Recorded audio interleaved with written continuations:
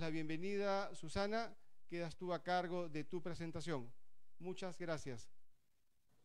Muchas gracias, John. Reiterar, es un placer para mí estar con ustedes hoy. Generalmente doy presentaciones más en el lado de mejoramiento y hablar de mejoramiento de césped y sobre todo en español, y sé que hay gente atendiendo esta conferencia que conozco desde hace años, como por ejemplo Alejandro Canegallo, que va a estar hablando con ustedes más tarde esta mañana. Yo me invito a dar esta presentación a hablar un poco sobre el mejoramiento de césped. Generalmente en el mundo de césped se habla más de la parte de mantenimiento, de cultivo, y generalmente hay un poco como un vacío de dónde vienen las variedades y por qué es importante una buena selección de variedades. He tratado de dar una presentación muy general de por qué el mejoramiento de césped, ¿no? O sea, por qué simplemente no podemos traer una variedad de otro lado, crecerla y asumir que va a funcionar bien. Y también hablar un poco pensando a futuro en establecer programas de mejoramiento de césped, específicamente en Sudamérica, cómo enfocar un poco el inicio de un programa de mejoramiento. Hablando del césped en Carolina del Norte, específicamente donde yo estoy, donde yo manejo mi programa, la industria de césped en Carolina del Norte es una industria enorme. Generalmente se considera el último estudio que se hizo es antiguo, y en ese estudio es el del 99, o sea, ya está viejísimo realmente, pero lo que se encontró es que la industria de césped en Carolina del Norte contribuye 4.7 billones de dólares a la economía del estado anualmente. O sea, es enorme, ¿no? O sea, considerando lo que es empleos, equipo, insumos químicos, en total el aporte, una vez más, es 4.7 billones anuales. Y generalmente cuando uno piensa en césped, ¿no? Cuando el público en general, digamos, no los especialistas piensan en césped, generalmente se van a lo que es canchas de golf, canchas de fútbol, y no se piensa tanto en lo que es el césped globalmente, ¿no? Si pensamos en el sector del mercado que crece césped, que produce los tepes que se ponen en jardines. Lo interesante también del césped es que es un cultivo que toca a toda la población en general, ¿no? Porque generalmente hay mucha gente que tiene jardines en sus casas. Entonces ellos también son parte de la industria de césped. Y además hay áreas como, por ejemplo, ¿no? Iglesias, jardines, colegios, incluso carreteras, que también son parte de esta industria muy bien distribuida de césped. Y si pensamos con todo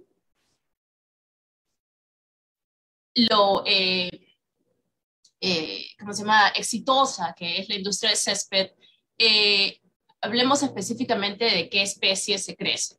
Entonces, sé que hay presentadores que han hablado de esto ya. En Estados Unidos en general, en el norte del país se crecen las especies de tipo C3, de fisiología C3. En el sur del país se crecen los pastos tropicales, los de fisiología C4. Y en el centro del país es lo que se considera como la zona de transición climática, donde se crecen ambas especies.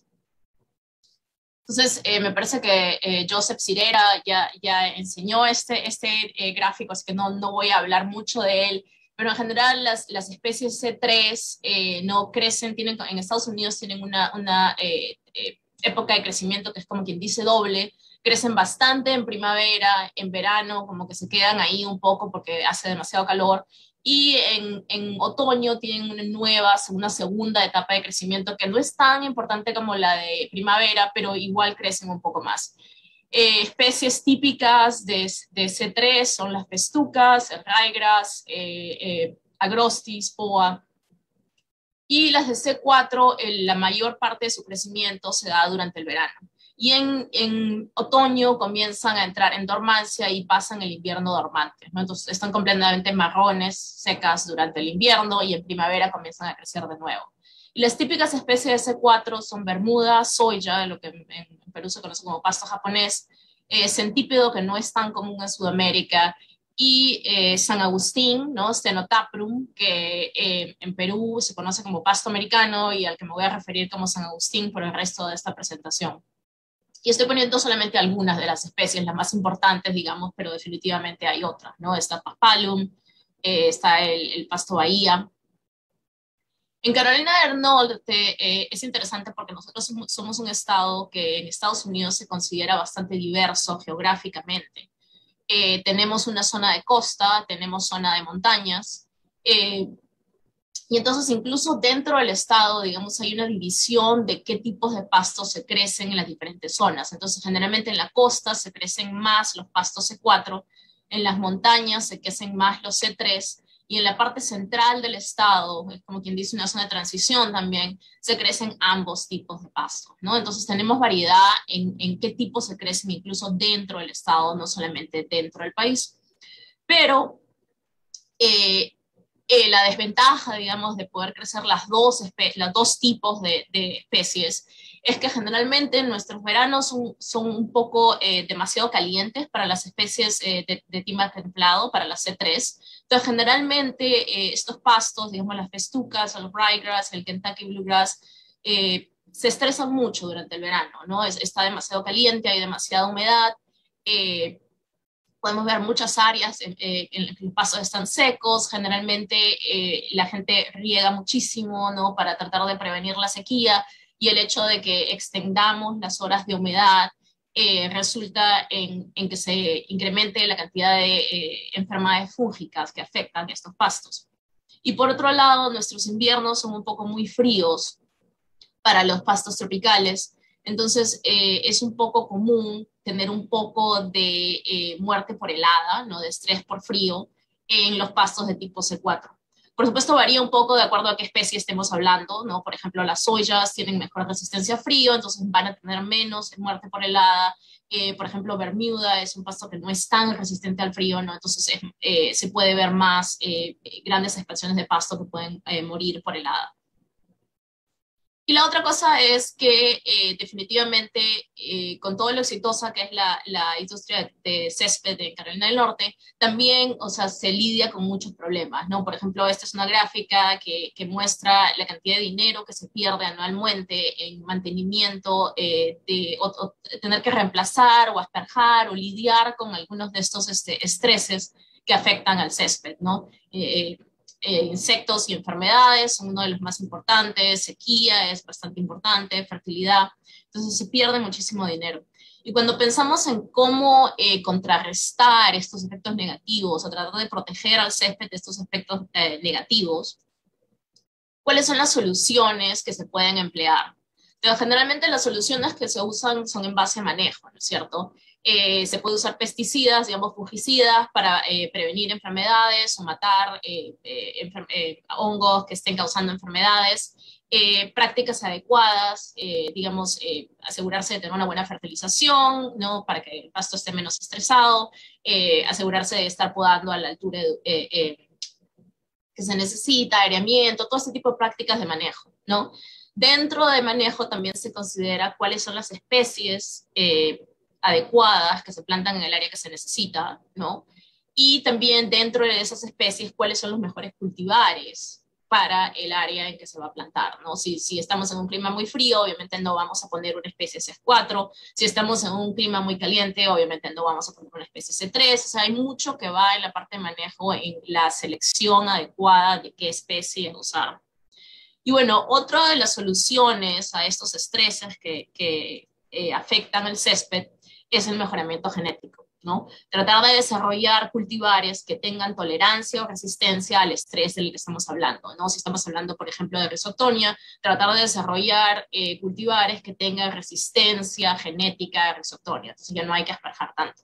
O tratar de desarrollar un cultivar que tenga mayor resistencia a sequía, por ejemplo, entonces se puede ahorrar un poco de agua. El mejoramiento genético, no los voy a marear mucho con demasiados términos de mejoramiento, pero muy generalmente, no, lo que hacemos en mejoramiento, digamos, esta línea azul es la población inicial, ¿no? Una población de diferentes plantas con las que estamos trabajando, ¿no es cierto? Y tenemos una, o sea, cualquiera que sea el estrés del que estamos hablando, por ejemplo, tolerancia a sequía, por ejemplo, tenemos una población, ¿no es cierto? Hay unas plantas que tienen muy poca tolerancia, hay unas plantas que tienen mayor tolerancia, ¿no? Lo que hacemos en mejoramiento es seleccionar las mejores plantas, las que tengan mejor valor para esa característica que estamos hablando, sea cual sea la característica, digamos que puede ser sequía, puede ser resistencia a enfermedad, puede ser resistencia a insectos, puede ser calidad de textura, color genético, cualquiera de las características de las que estemos hablando. Seleccionamos las mejores plantas, las cruzamos entre ellas y generamos una nueva población, que va a ser esta línea roja, ¿no es cierto? Y esa nueva población también va a tener diferente respuesta al estrés que estamos hablando, ¿no? Entonces, lo que tratamos de hacer es de a poquitos, ir mejorando en valor, desarrollando poblaciones que son un poco mejores para la característica de la que estamos hablando. Generalmente el proceso de mejoramiento, si estamos hablando de especies C3 o especies So4, va a variar un poquito en referencia a qué tipo de padres estamos, cuántos padres se usan para la generación de nuevas poblaciones, pero en general el sistema es el mismo. Empezamos haciendo cruzas con plantas diferentes que sabemos que tengan las características que estamos buscando. En base a esta cruza inicial se desarrollan nuevos híbridos, ¿no? Nuevas poblaciones que se van a poner en una evaluación inicial en campo.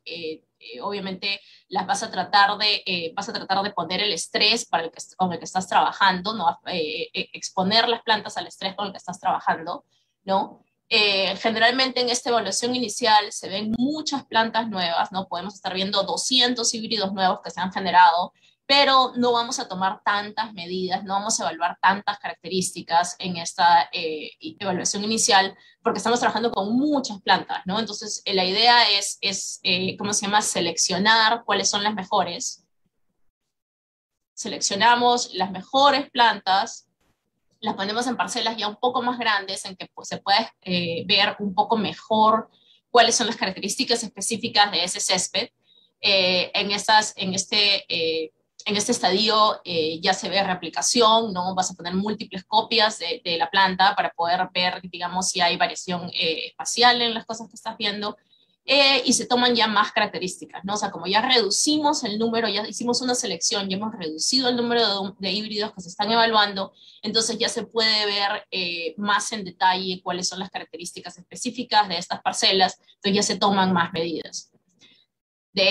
A este nivel se selecciona una vez más, se reduce una vez más el número de líneas que se esté evaluando y ya se pasa a parcelas más grandes, con más replicación, se puede evaluar estas líneas ya en más locaciones, ¿no?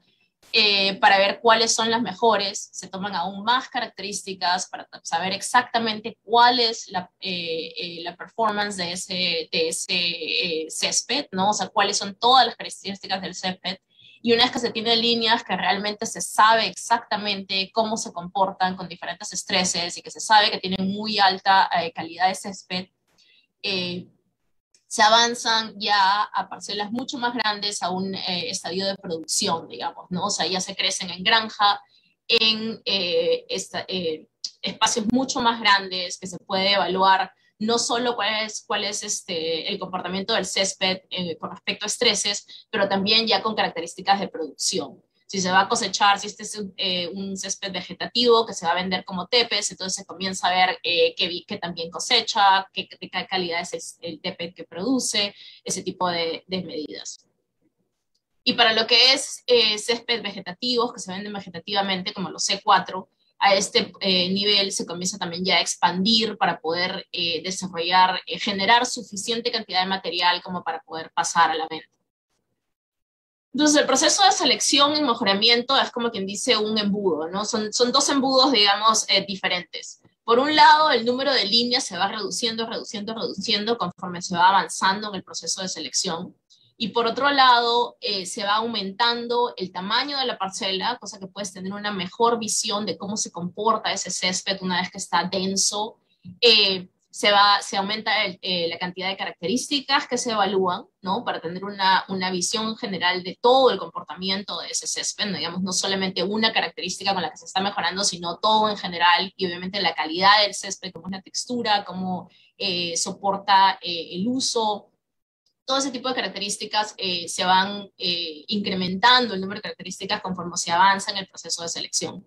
Y otra cosa que se incrementa es el número de locaciones en las que se evalúa ese césped, ¿no? Dependiendo de si va a ser el interés es más para ese césped a nivel local o a nivel nacional o a nivel regional inclusive, se tiene que comenzar a evaluar cómo se comporta bajo diferentes condiciones climáticas en la región a la que va a ir, ¿no? Entonces, mientras más locaciones se evalúe y más distintas sean esas locaciones con respecto a las características ambientales, entonces se va a tener una mucho mejor idea de qué tan extensa es la adaptabilidad de ese césped, ¿no? O sea, qué tan alto se puede llevar, digamos, en una cuestión de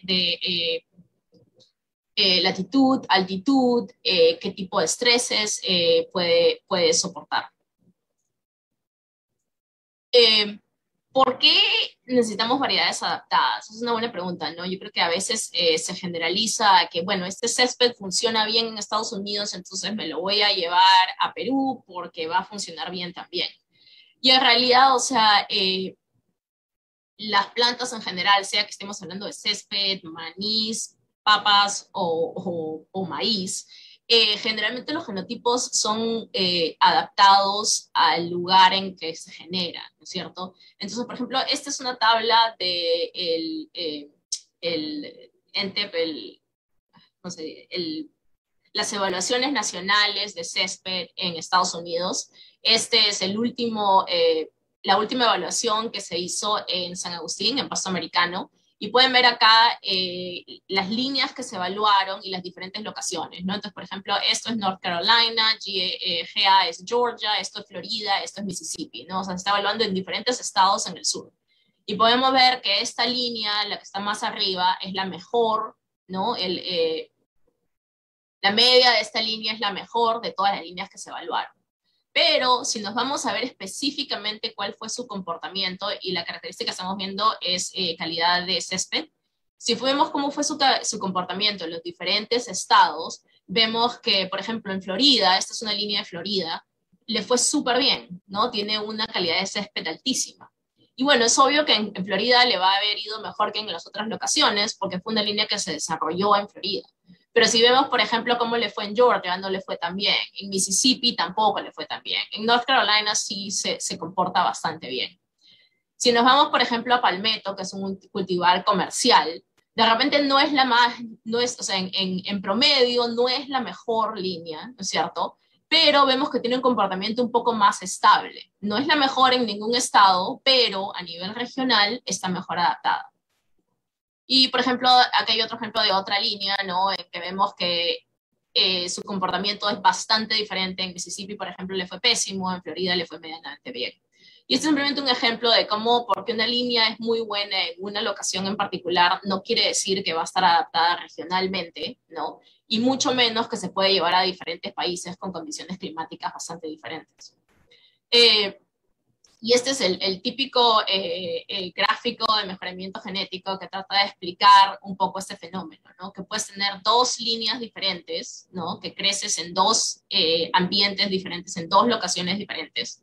Y, por ejemplo, en los gráficos de arriba, al número 1 siempre le va mejor que al número 2. No importa en cuál, en los dos ambientes, siempre la número 1 es mejor que la número 2. La diferencia se puede agrandar, ¿no? De acuerdo ¿cómo se puede ser diferente la diferencia entre las dos, pero la G1 siempre es mejor. Sin embargo, en estos gráficos de abajo, puedes ver que a veces, o sea, la G1 es mejor que la G2, pero en otros casos se cruza mucho el comportamiento de las dos líneas, ¿no? Entonces, esto es lo que en mejoramiento se considera como la interacción entre genotipo y el ambiente. Y eso es muy común, se ve muchísimo en la evaluación de líneas, en que puedes tener un fenotipo que funciona muy bien en un ambiente, pero es pésimo en otro. Entonces, por eso es súper importante evaluar las líneas en el ambiente específico en el que se van a crecer y ver cuál es la mejor para ese ambiente específico. Y por eso es que tener un programa de mejoramiento para un país en específico o para una región en específico es sumamente importante, ¿no? O sea, no siempre importar una línea es la mejor opción.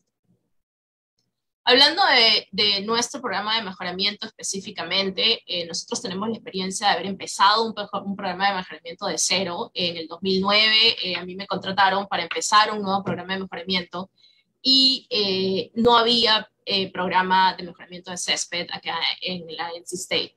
Entonces tuve que empezar de cero, básicamente, ¿no? O sea, cuando me contrataron, a mí teníamos la colección de germoplasma de césped en la universidad era simplemente 9 accessiones de Bermuda y más o menos 20 accessiones de San Agustín, o sea, poquitísimo germoplasma. Y teníamos más o menos 4.5 acres vacíos en la estación experimental de césped que tenemos cerca a campus, pero simplemente, o sea, eran parcelas vacías que había que instalar irrigación, había que nivelar, había que preparar para poder crecer parcelas de césped. Entonces, empezar de cero, ¿no? Y bueno, cuando uno tiene que empezar de cero, tiene que pensar en dónde empezamos, ¿no? Es como que tienes un canvas completamente vacío en que tienes que comenzar a planear un poco cuál es tu estrategia para empezar un programa de mejoramiento. Y cuando uno empieza un programa de mejoramiento, básicamente hay 3 cosas que hay que tener en consideración. Número 1 es obviamente cuáles van a ser tus prioridades de investigación, cuáles son las características, las especies con las que vas a trabajar. Número 2, ¿cuál es el germoplasma con el que cuentas? Y número 3, ¿cuál va a ser el proceso que se va a establecer, ¿no? O sea, ¿cuál va a ser tu proceso de mejoramiento? ¿Con qué empiezas? ¿Cuántos años se van a evaluar? ¿Dónde vas a evaluar? ¿Cuáles son tus locaciones? ¿Cuál es tu diseño experimental? Hay que establecer, digamos, el proceso de mejoramiento. Entonces, hablamos primero de las prioridades de investigación, que probablemente es la parte más importante, ¿no? Tratar de definir cuáles son las áreas en las que vas a hacer investigación. Y obviamente las preguntas más importantes ahí es con qué especies vas a trabajar y cuáles son las características principales que quieres mejorar. Entonces, hablemos primero de las especies. Obviamente, una de las partes más importantes cuando uno establece un programa de mejoramiento pensando a futuro es dónde está el mercado, ¿no? O sea, cuáles son las especies más importantes en mi estado, cosa que de acuerdo a eso sé cuáles van a ser los clientes de mi programa de mejoramiento. Entonces, esta información, digamos, es medianamente antigua, como mencioné, el último estudio que se hizo de césped en el estado es del 99, pero esta era la base, ¿no?, en la que yo me podía basear. ¿Cuáles son las áreas que se crecen en las diferentes especies de césped en Carolina del Norte? Entonces vemos que una gran proporción del césped en Carolina del Norte es festuca. Y festuca Kentucky 31, que es una variedad de festuca muy antigua, que es más bien forrajera, no tiene alta calidad de turf, pero es una especie, es una variedad muy barata, ¿no? Entonces por eso es que se crece tanto esto. Centípedo es otro de los pastos muy importantes en Carolina del Norte. Es un pasto que requiere muy poco cuidado, entonces generalmente para gente que no quiere hacerle mucho a su césped es una buena opción, ¿no? Y también es un pasto muy barato, entonces también es una cuestión de economía, ¿no? La semilla de centípedo y la semilla de festuca Kentucky 31 es baratísima. Bermuda es el siguiente césped, la siguiente especie en importancia. Es la que más se usa en campos atléticos, o sea, probablemente este 7% es básicamente todo campos atléticos y muy poco jardines, ¿no? Y después vemos que, o sea, que las siguientes especies, o sea, hay un poquito de cada una, los porcentajes son bastante chicos, como quien dice, ¿no? San Agustín es solamente 1%, soya es solamente 1%, rye es 3%, o sea, la división es bastante chica, ¿no? Entonces, en base a esto, uno diría, bueno, entonces hay que trabajar en festuca y centípedo y tal vez Bermuda, ¿no? O sea, ese era un poco el pensamiento después de ver esta información.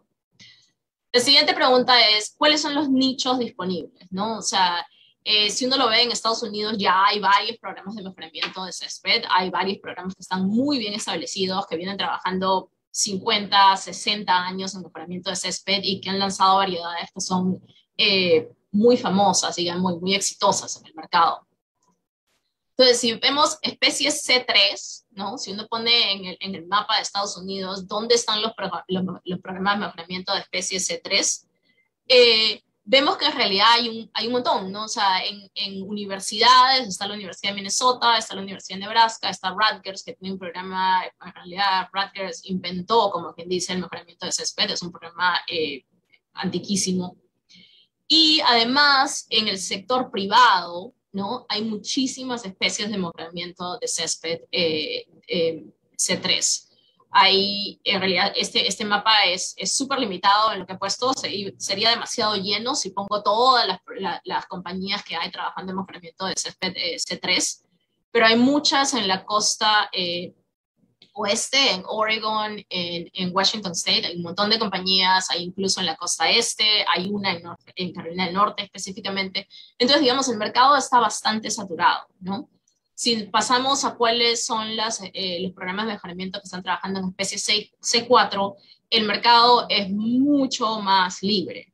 En realidad, la mayor parte del mejoramiento de esa especie C4 se hace en universidades. Hay programas muy bien establecidos como el de Georgia, University of Georgia, la Universidad de Georgia, la Universidad de Florida, la Universidad de Texas, Oklahoma State, pero vemos pues que en realidad hay digamos, mucho más espacio, ¿no? Mucha menos competencia para establecer un programa de mejoramiento. Y en el sector privado realmente no hay ningún programa de mejoramiento, no existen. Hay empresas de marketing de césped, pero no de mejoramiento. Entonces había mucho más espacio, digamos, para establecer un programa de mejoramiento en especie C4. La otra pregunta también que uno tiene que hacerse es la visión un poco a futuro, ¿no? O sea, no solamente es, ok, ¿quién está haciendo mejoramiento en este momento y en qué están trabajando? Pero si lo vemos a 10 años o 20 años, ¿cuáles son las características o las especies en las que podríamos trabajar? Me acuerdo que en ese entonces, cuando recién estaba empezando el programa de mejoramiento, alguien vino al departamento a dar un seminario, y ni siquiera me acuerdo sobre qué era, pero enseñaron este gráfico que habla del número de días por año con temperaturas pico de más de 90 grados Fahrenheit. Y esto es del 61 al 79, ¿no? O sea, con data real. Y vemos que Carolina del Norte, en realidad, el número de días con temperaturas más de 90 grados, estamos por aquí, pues más o menos en 30, en la zona en la que estamos aquí en el centro del estado, es más o menos 30 días, ¿no? Y esta es la predicción de de cómo cambia eso con el calentamiento global. O sea, la predicción del 2080 al 2099, cuál es el número de días con temperatura pico más de 90 grados. Y vemos que vamos a pasar de 30 a 120, ¿no? O sea, la diferencia es realmente drástica. Entonces, si con el calentamiento global la temperatura va a subir tanto y las especies de clima templado, las C3, ya sufren durante nuestros veranos, ¿qué tanto más van a sufrir a futuro? ¿No? ¿Y qué tanto sentido tiene pensar que en North Carolina se va a seguir creciendo especies de tipo C3? En realidad, probablemente esto va a cambiar muchísimo a futuro y solamente se van a poder crecer en esta franjita de aquí, que son las montañas, donde obviamente por elevación hace más frío. Entonces, en base a esta información, ¿no? O sea, poniendo en contexto que cuáles son las especies que se crecen, cuáles van a ser las especies que se van a crecer a futuro, qué competencia hay en otros programas de mejoramiento, dónde hay nichos vacíos. Entonces, creamos estas prioridades en cuanto a especies de investigación. O sea, prioridades de investigación en cuanto a especies. Número uno, realmente tiene mucho más sentido que en North Carolina trabajemos en especies C4, obviamente, pensando a futuro, ¿no? En base a mercado, Bermuda es súper importante. San Agustín es más importante en la costa que en el centro del estado, pero podríamos trabajar, dado que es un pasto que necesita, un césped que necesita menores insumos, podríamos trabajar un poco en moverlo más hacia el centro del estado, ¿no? En mejorar la tolerancia a frío para poder crecerlo en una mayor área de adaptación. Soya grass tiene muchísimo potencial en Carolina del Norte, en realidad es como que el ambiente perfecto para soya. Y también es centípedo porque obviamente, o sea, a pesar de que no es un pasto tan popular, hay un gran porcentaje de gente en nuestro estado que está creciendo este césped. Entonces, obviamente tiene sentido que también trabajemos en centípedo. Y dentro de lo que son especies C3, en realidad no tiene mucho sentido a futuro trabajar en general en especies C3, pero Festuca es la que tiene la mayor tolerancia a calor y sequía, entonces podríamos concentrarnos, y es la que más se crece en el estado también. Entonces tenía sentido también poder concentrarnos un poco en Festuca. Entonces, estas son las especies en las que trabajamos. Ahora, pasando a cuáles son las características a mejorar. ¿Cuáles son las características específicas, las áreas de investigación específicas en las que queremos trabajar? Entonces, si pensamos en las especies de césped, en estas 5 de las que estamos hablando en concentrarnos, ¿cuáles son las características importantes, digamos, de estas especies en el sentido de cuáles son sus mejores características, ¿no? Entonces, si vemos la festuca, lo mejor para Carolina del Norte es que no entre en dormancia, ¿no? Es una especie que está verde todo el año y por eso es que es popular en Carolina del Norte todo el año, porque hay gente que no quiere que su césped entre en dormancia en invierno, quieren tener su jardín verde el año entero. Entonces, definitivamente hay un lugar para, o sea, para continuar el énfasis de festuca en el estado. Para Bermuda, una de las características más importantes es que la tolerancia a sequía es una de las mejores especies, digamos, las de alta performance, es una de las mejores especies para tolerancia a sequía. Y también, obviamente, la resistencia a uso, ¿no? Que es lo que la hace tan popular para todo lo que es campos atléticos, de todo tipo de deportes. Para centípedos, su mejor característica es que es de súper bajo mantenimiento. No es el pasto, no es el césped más bonito del mundo, pero para gente que lo único que quiere es tener una cobertura verde y que no quiere tener que gastar mucho, definitivamente hay un sector del mercado que va a preferir centípedos sobre otras especies. En San Agustín, su gran, ¿cómo se llama?, punto de beneficio es que es la más tolerante a la sombra de todas las especies C4. Entonces, para gente que tiene muchos árboles en su jardín o para jardines comerciales que tienen sombra, es una especie muy importante. Y en soya, en realidad soya es como que no es la mejor en nada, pero es muy buena en todo. Es una manera simple de decirlo. Es una especie de césped muy interesante porque tiene mucha adaptabilidad. Eh, digamos, tiene buena tolerancia a frío, tiene buena tolerancia a sequía, o sea, si uno lo ve a través de todas las características, una vez más, no es la mejor, probablemente en frío sí es la mejor, pero o sea, en lo demás no necesariamente es la mejor, pero cuando lo miras a través de todas, es una especie muy adaptable, ¿no? Entonces realmente es muy interesante, sobre todo aquí para la zona de transición. Ahora, obviamente también cuáles son las peores características de estos céspedes, ¿no es cierto? Que es lo que a nosotros nos interesa porque es lo que queremos cambiar y mejorar un poco. ¿Cuáles son los puntos débiles de estos céspedes? Entonces, para fescue va a ser el calor y la sequía, para la zona en la que estamos nosotros específicamente. Bermuda, para la zona de transición, uno de los problemas que tiene es helada. No tiene tanta tolerancia a la helada en comparación con especies C4, por ejemplo. Entonces, definitivamente eso es algo que se puede mejorar en Bermuda. Para centípedo, la calidad de césped, o sea, no es, una vez más, no es el césped más bonito del mundo, entonces tratar de mejorar un poco la textura de hoja, el color, sería de mucho interés. Para San Agustín, la resistencia a frío también es un problema en la zona en la que estamos nosotros. Y para soya, como es un pasto de alta densidad, algunos de los problemas que tiene es con enfermedades fúngicas, ¿no? O sea, por ejemplo, resistencia a rhizoctonia es una característica de mucho interés en mejoramiento de soya. Entonces, las prioridades de investigación, si lo vemos a través de estas especies, para la zona del país en la que nosotros estamos, para la zona de transición, realmente uno de las áreas de mejoramiento de más interés es tolerancia a estrés abiótico, calor y sequía.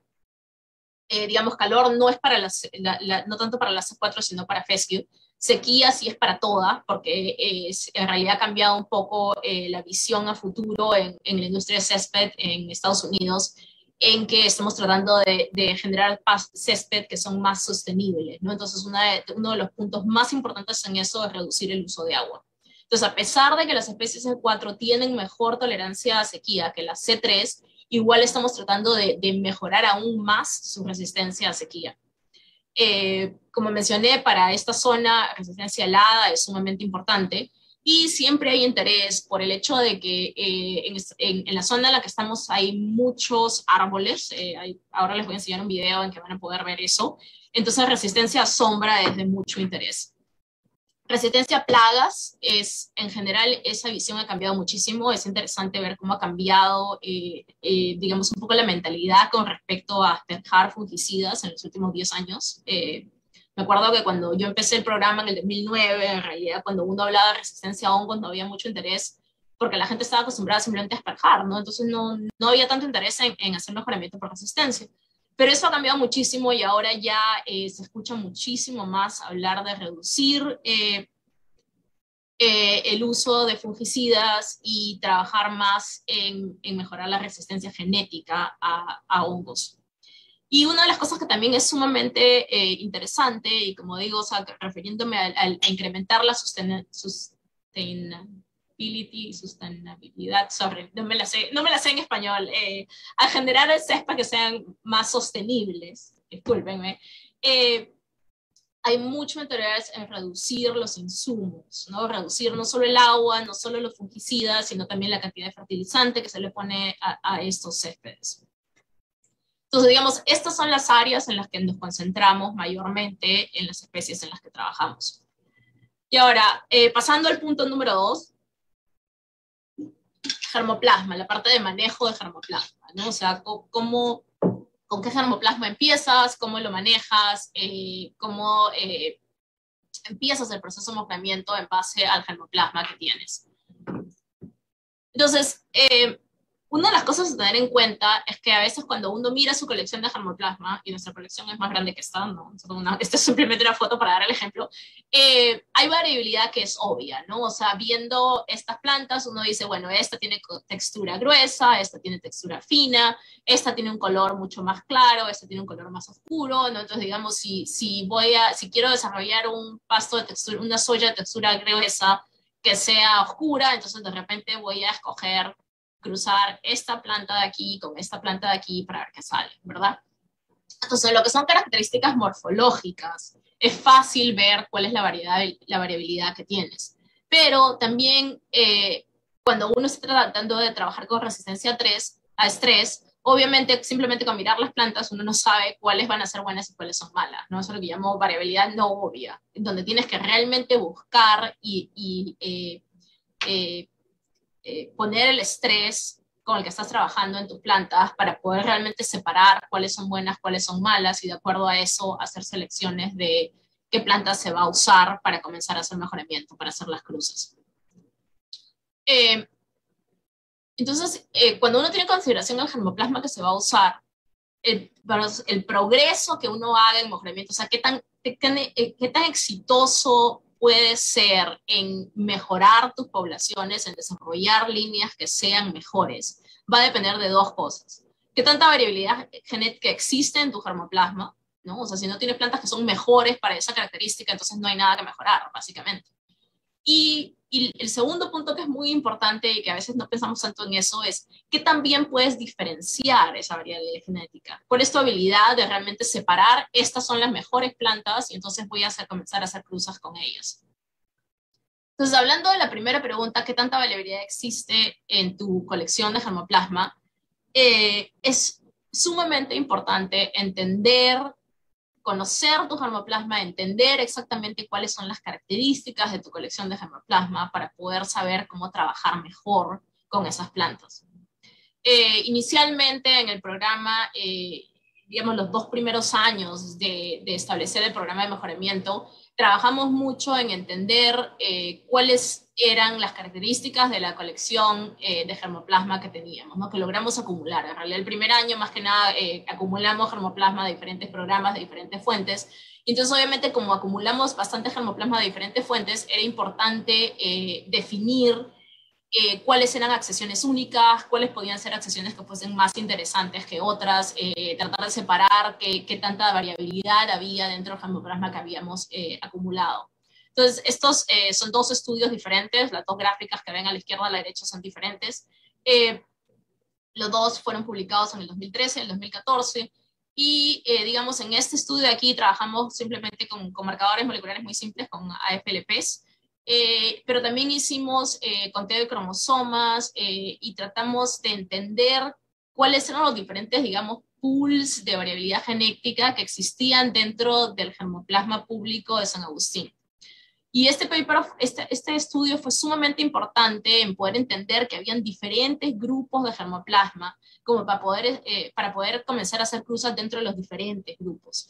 Y a este estudio seguimos con otro que fue trabajando con microsatélites, en que ya entendimos un poco mejor cuál era la diferenciación entre diferentes grupos de germoplasma, digamos, para, una vez más, ¿no? Tratar de hacer cruzas entre grupos que fueran bastante diferentes, y además tratar de identificar grupos que podían ser muy diferentes de los cultivares comerciales, como para comenzar a ver, ok, de repente en estos grupos que son sumamente diferentes, podrían haber resistencias a enfermedades o a insectos, entonces estos son los grupos en los que queremos comenzar a ver qué características de interés pueden haber.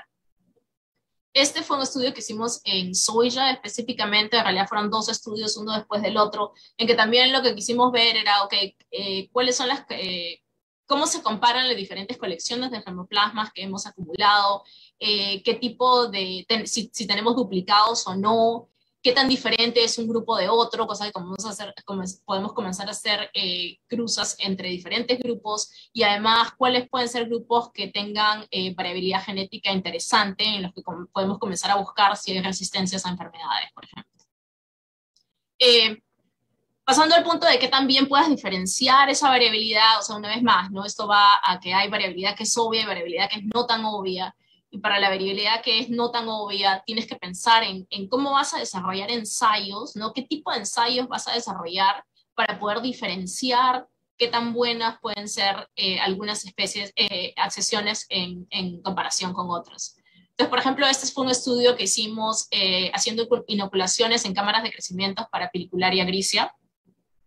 Antes de este estudio se sabía que en las accesiones poliploides de Stenotaprum había muy buena resistencia a Pidicularia, pero en este estudio demostramos que habían accesiones diploides también, que estaban en un pool de germoplasma bastante diferente a los cultivares comerciales, que tenían tan buena resistencia a este de aquí, el PI 410353, que es la foto que ven aquí, demostramos que esta accesión tenía tan buena resistencia como las accesiones poliploides, ¿no? Que fue súper interesante porque comenzamos a usar esta línea para transferir resistencia a Pidicularia a nuestras poblaciones de mejoramiento.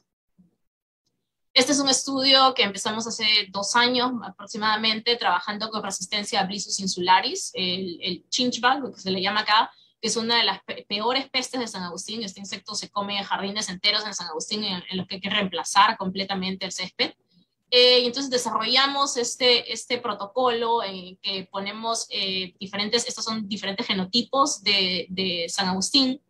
Hay que contar meticulosamente el número de insectos que se ponen en las jaulas, y los insectos son libres de moverse de una planta a la otra, y vemos en esta gráfica de acá, ¿no? que tienen preferencia por algunas accesiones específicamente.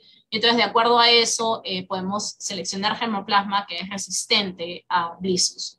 Esta foto de aquí abajo a la izquierda pueden ver, o sea, estas 2 es con Blissus, estos 2 son nuestro control negativo, no tienen Blissus, y esto es antes de poner los insectos, y esto es 6 semanas después de poner los insectos. Entonces podemos ver la diferencia marcada en esta foto de aquí, en cómo el insecto se come el césped, y vemos, por ejemplo, que este genotipo de aquí es sumamente susceptible, y sin embargo este que está al costado es completamente resistente, ¿no? Entonces, una vez que identificas cuáles son tus resistentes susceptibles, podemos comenzar a hacer cruzas.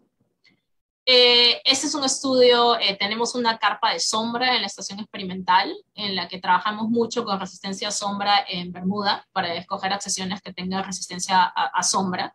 Generalmente establecemos las parcelas de tepes, se pone la sombra encima, la tela de sombra encima, y después comenzamos a analizar a través del tiempo, a través de semanas y meses, cómo va bajando la calidad de césped, la calidad de Bermuda, cuando se crece bajo sombra, ¿no? Y esto tomamos imágenes en las que podemos contar el número de píxeles de verde contra marrón, para poder ver cómo se recupera, cuál es la habilidad de Bermuda de crecer bajo sombra. Y esta es una gráfica de los resultados. Encontramos algunas accesiones que tenían mucha mejor resistencia a sombra que el control. Esta es una manera en que medimos tolerancia a sequía. Esto es específicamente para fescue, para festuca, ¿no? En que tenemos esta estructura que previene que caiga lluvia. Entonces establecen las parcelas, después cortamos el agua y vemos cómo va bajando la performance del césped cuando se corta el agua. Entonces, por ejemplo, aquí abajo pueden ver, esto se hace con análisis digital, ¿no? En que se toman fotos y después se usa un programa que cuenta cuántos píxeles verdes contra marrones hay en la foto. Rebel 4 es uno de los controles, y esta es una de nuestras poblaciones de mejoramiento, y pueden ver de julio 17 a agosto 12 en que la cantidad de verde en Rebel 4 baja dramáticamente, mientras que en esta población de mejoramiento se mantiene. O sea, definitivamente hay una reducción de verde, ¿no es cierto? Pero se mantiene bastante más verde que el control. Y bueno, la tercera parte de lo que hablábamos es establecer cuál es el proceso de mejoramiento, ¿no? En nuestro caso, digamos, este es nuestro proceso, lo que hemos establecido a través de los años. Hay una parte de pre-mejoramiento, que es lo que les estaba enseñando, ¿no? De escoger los padres, evaluar el germoplasma para escoger padres que sean resistentes, ¿no? Generalmente ese trabajo se hace o en invernadero o en cámaras de crecimiento, en las que se puede controlar bastante bien las condiciones ambientales. De la parte de pre-mejoramiento, escogemos padres, hacemos cruzas y esos híbridos iniciales se ponen en criaderos, ¿no? En una evaluación inicial de nuevos híbridos. De criaderos se pasa a ensayos replicados, ya con replicación, parcelas más grandes, se toman más características. Y la parte de criaderos y ensayos replicados nosotros las hacemos en estaciones experimentales. De ensayos replicados se avanza a ensayos en granja. Tenemos colaboraciones con granjas de tepes en las que podemos trabajar con los agricultores, ellos crecen nuestras parcelas, las mantienen, y es un poco más el mundo real, como quien dice, ¿no? Tener pastos que ya están, céspedes que ya están siendo evaluados a un nivel de producción. Y de ensayos en granja pasamos a ya expansiones, digamos, hay una línea que se va a lanzar comercialmente, comienza a propagarse vegetativamente, ¿no? Digamos, ya son parcelas pues de 2 acres, ¿no? Para pasar a la parte comercial. Y estos ensayos en granjas y expansiones generalmente se hacen ya en granjas de producción. Las estaciones experimentales con las que trabajamos, tenemos 3 en las que trabajamos principalmente. Esta de aquí, el centro del estado, es la que está más cerca de la universidad, o sea que podemos verla frecuentemente. Tenemos una estación que está a 1:30 al sur, en una zona del estado que es muy arenosa, entonces esa es nuestra selección, nuestra locación de selección para sequía. Y después tenemos una tercera locación en las montañas de Carolina del Norte, esto es a 1000 metros sobre el nivel del mar, que para Perú no es mucho, para Sudamérica no es mucho, para los Andes, pero para Estados Unidos es alguito, pero es la estación más fría, digamos dentro del estado, esta es la zona más fría que hay, entonces esta es nuestra selección de que usamos para seleccionar para frío, ¿no? Todo lo que es evaluación de frío se hace en la estación de las montañas. Esta es nuestra estación central de Turf, la que está más cerca a Campo. La estación es aproximadamente 14 acres, la zona norte, todo lo que estoy marcando con el cursor, es la zona de manejo, ¿no? Entonces, o sea, todo lo que es ensayos de irrigación, evaluaciones de cultivares, del Programa Nacional de Evaluación, que es lo que hace Grady Miller, se hace aquí, lo que es fertilización, control de malezas, control de insectos, todo lo que es manejo se hace en esta zona norte. Y la zona sur, que está aquí abajo, es la zona de mejoramiento. Y aquí pueden ver parte de nuestros ensayos de mejoramiento. Las parcelas chicas son evaluaciones iniciales, estas parcelas más grandes son ya evaluaciones más avanzadas, y las parcelas mucho más grandes que ven aquí, estas ya son expansiones de líneas que están yendo a granja, entonces necesitamos más material de ellas y por eso las parcelas son más grandes. Y acá al centro pueden ver nuestra carpa de sombra, que durante el invierno la sacamos porque en Carolina del Norte nieva de vez en cuando, entonces si cae nieve se nos malogra la carpa de sombra. Y esta es la estación satelital que tenemos al sur de la universidad, donde pueden ver las parcelas chiquititas, son los criaderos iniciales, intermedias son ya evaluaciones más avanzadas, y una vez más las parcelas mucho más grandes son un siguiente ciclo de selección mucho más avanzados. En cuanto al tiempo que demora, generalmente cada una de estas evaluaciones, la parte de pre-mejoramiento es más o menos 2 años, los criaderos, y pues como el césped es una especie perenne, generalmente cada ciclo de evaluación son 3 años. Entonces, si hacen la matemática toda junta de cuánto demora ir de pre-mejoramiento a expansión, es más o menos un ciclo de mejoramiento, es más o menos 12 años, ¿no? Es un proceso bastante lento de desarrollar una nueva variedad. Y una vez más, hablábamos del embudo, ¿no? Inicialmente, la parte de mejoramiento podemos estar hablando entre 30 y 100 líneas para escoger los mejores padres. En los criaderos, dependiendo de qué qué tantas cruces hagamos en un año en particular. Podemos estar evaluando desde 300 hasta 2.000 líneas. Nuestro criadero más grande ha tenido más o menos 2.000 líneas. En los ensayos replicados bajamos, digamos, se selecciona de estas 300 a 2.100, bajamos a 45 a 100. En ensayos de granja estamos bajando a evaluar las mejores 10 a 12 líneas, y para expansiones estamos bajando aún más reducido a 2 a 4 líneas. El programa en este momento trabaja en estas 5 especies que mencioné. Mejoramiento convencional hacemos en todas ellas, ¿no? Y como mencioné, trabajamos en resistencia a hongos, tolerancia a insectos, tolerancia a sequía, tolerancia a helada, tolerancia a sombra. Y después en estas, en soya y San Agustín también trabajamos en la parte de genómica, transcriptómica y bioinformática. Trabajamos tratando de identificar genes de resistencia a estos estreses para poder identificar marcadores moleculares que están asociados con estos genes para poder mejorar el proceso de selección, ¿no? O sea, es también, por un lado es la parte de publicaciones, pero por otro lado es la parte de mejorar el proceso de selección para poder hacerlo más eficiente, que sea más barato y que demore menos, en realidad. Y además, en soya, San Agustín y centípedo, trabajamos también en lo que me gusta decirle la parte más esotérica, ¿no? En que tenemos proyectos trabajando en cultivo de tejidos. En centipede hemos hecho mutagénesis, y en San Agustín trabajamos mucho con diferentes niveles de ploidía, haciendo cruces entre diferentes niveles de ploidía. Últimamente, el goal del programa, el objetivo último es desarrollar cultivares. Eso es en lo que trabajamos, tratar de desarrollar cultivares que vayan al estado de Carolina del Norte, y que sea más fácil para los agricultores producir estos pastos, y que sea más fácil para los que manejan estos céspedes manejarlos, ¿no? Que requieran menos insumos. Y además también trabajamos en entrenar estudiantes graduados y en entrenar estudiantes de pregrado. Me voy a saltar todo esto porque ya sé que me estoy quedando sin tiempo. Estos son los miembros del programa en este momento. Tenemos un programa bastante internacional, como pueden ver aquí. Tenemos gente de China, gente de Brasil, gente de Honduras, Sudamérica, Perú, Chile también. Quiero enfatizar lo que presentaron algunos de mis colaboradores de NC State. Turf Files es el portal número 1 para información online sobre césped en Estados Unidos. Tiene más de 250,000 usuarios y tiene más de 700,000 visitas al año. O sea, es sumamente usado a nivel de Estados Unidos y a nivel internacional. Les recomiendo que le den una mirada. Pueden encontrar información desde especies hasta variedades, control de insectos, control de plagas.